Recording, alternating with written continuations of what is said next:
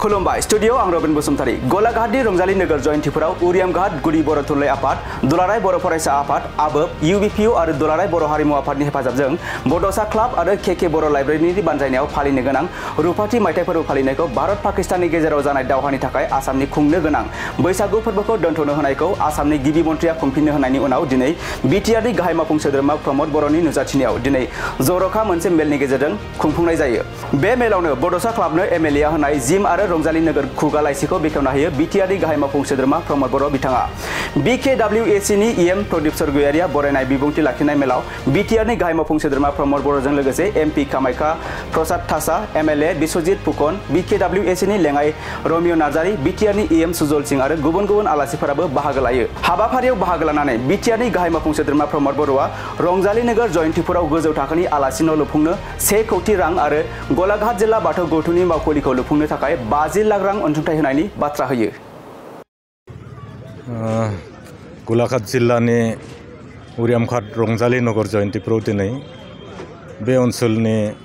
बर' माहारियारि आफादफोर जेरै बर' थुनलाइ आफाद दुलाराय बर' फरायसा आफाद खौसेथि बर' सुबुं आफाद दुलाराय बर' आइजो अनसाय आफाद आरो दुलाराय बर' हारिमु आफाद आरो गुबुन गुबुन माने आफादफोरनि दैदेननायाव मोनसे जर'खा मेल जानानै थाङो आरो बे मेलाव BTRनि गाहाय मावफुं सोद्रोमा मानगोनां प्रमद बर' बिथाङा गाहाय आलासि महरै नुजाफैयो आरो काजिरङा लोकसभा समस्तिनि मानगोनां MP कामाख्या प्रसाद थासा बिथाङाबो नुजाफैयो आरो जोंनि सुरबथार समस्तिनि मानगोनां MLA बिश्वजित फुकना नुजाफैयो आरो बिश्वजित फुकन बिथांनि दैदेननायजों बिथाङा होनाय आइजें आलानि गेजेरजों जों बाहाय बड'सा क्लाबनि न' जोङो जिम मोनसे बेखावनाय जायो प्रमद बर' मानगोनां बिथांनि आखाइजों आरो बेवहाय मोनसे जि जर'खा मेल जादों बे मेलाव बे ओनसोलनि रोजा रोजा माहारियारि आरो गुबुन गुबुन हारि माहारिनि सुबुंफोरा बाहागो लादोंमोन आरो बेवहायनो बाहागो लानानै जोंनि BTRनि मानगोनां चिफ बिथाङा जिहेतु बे ओनसोलाव फैनाया गोबाव जाबायमोन आरो बिथाङा बे ओनसोलनि रायजो राजानि माखासे आन्थर्गाथिनि बिथिंखौ नोजोर होनानै उरियामघाट बे रंजालि नगर ओनसोलाव मोनसे 1 कौटि रांनि मोनसे आलासि न' लोगोसे बे आलासि न'आवनो गोबां माने गुबुन गुबुन माने खाबु गोनां मोनसे न' लुनानै होनाय बाथ्राखौ बिथाङा फोसावदों आरो बेनि लोगोसे आरोबाव मोनसे गोजोनथाव बाथ्रा जे गलाघाट जिल्ला बाथौ गौथुमनि गाहाय थानसालि बा बिसोरनि मावखुलिखौ लुफुंनो थाखाय बे सुरबथार जिल्लानि उरियामघाट खाथि खाला बे गलाघाट जिल्ला बाथौ धोरोमनि गावसोरनि हायाव लुनो थाखाय 50 लाख रां बिथाङा फोसावबोदों बेयो मोनसे गोजोनथाव बाथ्रा। बेनो लोगोसे सिसुपानियावबो बा गलाघाट समस्ति बिथाङा 1 कौटि रांनि दिनै आलासि न' बाथौनि बेखावना होबाय होननानै बिथाङा फोरमायदों आरो बिथांनि जि नुजाफैनाय बेनि थाखाय बे गलाघाट ओनसोलाव थानाय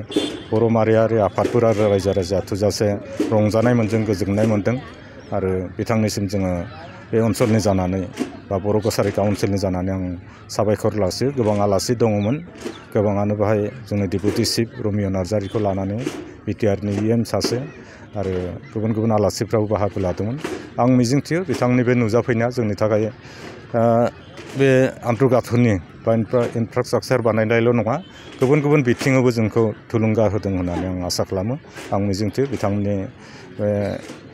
माने समाजनि बिथिङाव जा बिथांनि जे सानस्रि हारिखौ जि जौगानायनि बिथांनि जि भिजन बेफोरखौ आं साबायखर जासियो। আজি ইয়াত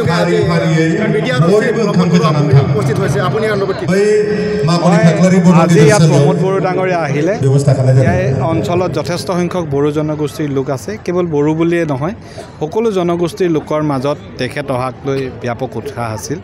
তেখেতে খুব সুন্দৰকৈ ৰাইজক সম্বোধন কৰিলে, মই ধন্যবাদ জনাইছোঁ। আৰু তেখেতে এই অঞ্চলৰ এটা বাথৌ থানচালিৰ বাবে 50 লাখ টকা আৰু গেষ্ট হাউচৰ বাবে 1 কোটি টকা আগবঢ়োৱাৰ প্ৰতিশ্ৰুতি দিছে। মই তেখেতক ধন্যবাদ জনাইছোঁ আৰু এনেধৰণৰ সহযোগিতাই অঞ্চলটোক আগুৱাই যোৱাত সহায় কৰিব।